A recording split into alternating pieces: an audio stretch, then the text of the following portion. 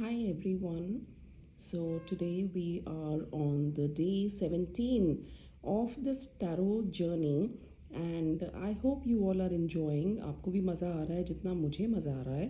And आज हम समझेंगे ये card which is card number 16 and this is the tower card. अब इस फोटो को हमको देख के ही डर लग रहा है क्योंकि यहाँ पे एक टावर का पिक्चर दिखाया गया है जिसमें आग लग गई है. सिंपल मीनिंग तो यही है कि इसमें आग लग गई है. और टावर में जनरली कौन रहते थे पुराने ज़माने में? ये राजा महाराजा रहते थे या जो भी रहते थे वो सब नीचे गिर रहे हैं. तो उन इंसान अलग गिर रहे हैं, उनका सामान अलग गिर रहा है.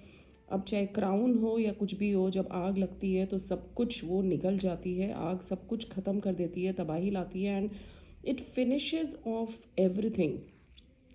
आग, फायर का जो नेचर होता है, it just swallows everything. So let's read what is written over here. This is a card of sudden, unavoidable and unexpected change. अब इसका मतलब ये नहीं है कि आग ही लगने वाली है आपकी ज़िंदगी में, but actually this is a card of change. जैसे ये अचानक, ये लोग अनअवेयर थे, रात को सो रहे हैं और रात का टाइम दिखाया है कि रात को सो रहे हैं और अचानक आग लग गई और इसीलिए आग से बचने के लिए सब नीचे गिर रहे हैं और कूद रहे हैं. So basically this is a card of unavoidable. ऐसा कोई चेंज आपकी ज़िंदगी में आने वाला है जो अनएक्सपेक्टेड है और आके ही रहेगा. The tower brings is always followed by renewal and creation. Basically ये एनर्जी आ जाती है उसके बाद की जो एनर्जी है वो रिन्यूअल. मतलब ऑब्वियसली अब ये बिल्डिंग जब तबाह हो जाएगी तो आप कुछ नया कंस्ट्रक्ट करोगे, नया घर बनाओगे. सो कहने का मतलब ये है कि इसके बाद जो एनर्जी आएगी वो है रिन्यूअल और क्रिएशन की energy, making something new and starting something new. If the surrounding cards are positive then expect a big change like going to live in another country.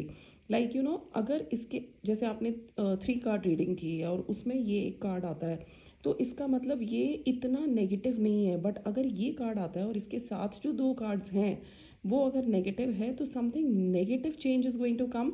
Otherwise, a big change is going to come. Maybe you leave your country, maybe you leave your home and you have to shift somewhere. That is also one meaning. That is not the only meaning of this card.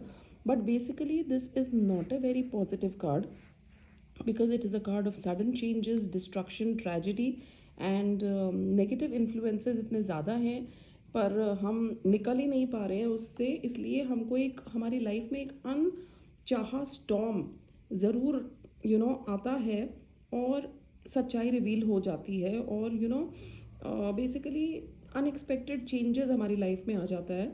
अगर आपने अपनी गलतियों से पहले नहीं सीखा है तो फिर लाइफ में एक थंडर स्टॉर्म आएगा जो आपको चीज़ें आपकी लाइफ में चेंज करेगा और आपको कुछ ना कुछ सिखा के भी जाता है. So basically, as I have just told you now, that this is a card of sudden unexpected changes which comes as a shock. However, these changes are a blessing in the long run.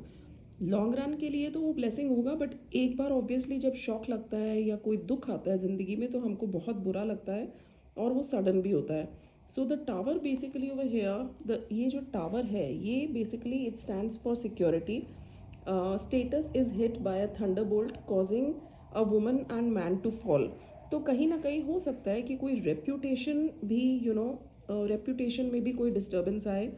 However वो लोग ये गिर तो रहे हैं पर ये ज़मीन तक नहीं पहुँचे हैं, ये दिखाया गया है. विच मीन्स दैट अभी भी एक होप है. हो सकता है ना ये कहीं पे लटक जाएं और नीचे गिर के मरे नहीं. तो there is still a hope in this card that they could be saved. So this card could mean basically that कोई चेंज अनएक्सपेक्टेड आने वाला है जो अगर इसके आसपास 2 पॉजिटिव कार्ड्स आते हैं या इस रीडिंग में 2 पॉजिटिव कार्ड्स आते हैं तो हो सकता है ये बहुत बड़ा चेंज हो आपकी लाइफ में. अनएक्सपेक्टेड भी हो, सडन भी हो, पर हो सकता है वो आपकी लाइफ में कुछ ना कुछ बेटरमेंट ला रहा है. So the key words over here is natural calamity, fire, redevelopment, destruction, sudden changes, loss and a new start. And let's see when it comes in the negative. So, what is the meaning? You have narrowly avoided a disaster. You will need to learn from the experience in order to prevent the lesson from coming back around again. It can also signify delaying the inevitable.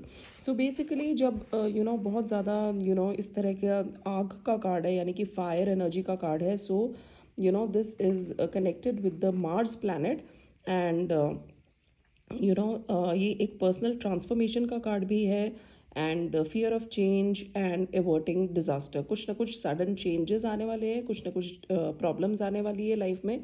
तो ये आगाह करने का card है basically. And क्योंकि ये नीचे की तरफ गिर रहे हैं तो इनका जो क्राउन चक्र है वो उल्टा हो गया है। So basically you need to look after your crown chakra. यहाँ पे ये बताया गया है कि क्राउन चक्र का आपको थोड़ा सा ध्यान रखना है। क्राउन चक्र यानी कि आपको अपने हेड का या the uppermost part of your body आपको अपना ध्यान रखना है। You have to be aware. So this was the meaning of this card, and I hope you resonated with this card, you understood the meaning of this card. If there is anything which I can do more to help you, please subscribe my channel and do comment on this video that what more I can offer to you, what more you want to know from me. Thank you so much for following Soul Light Meena.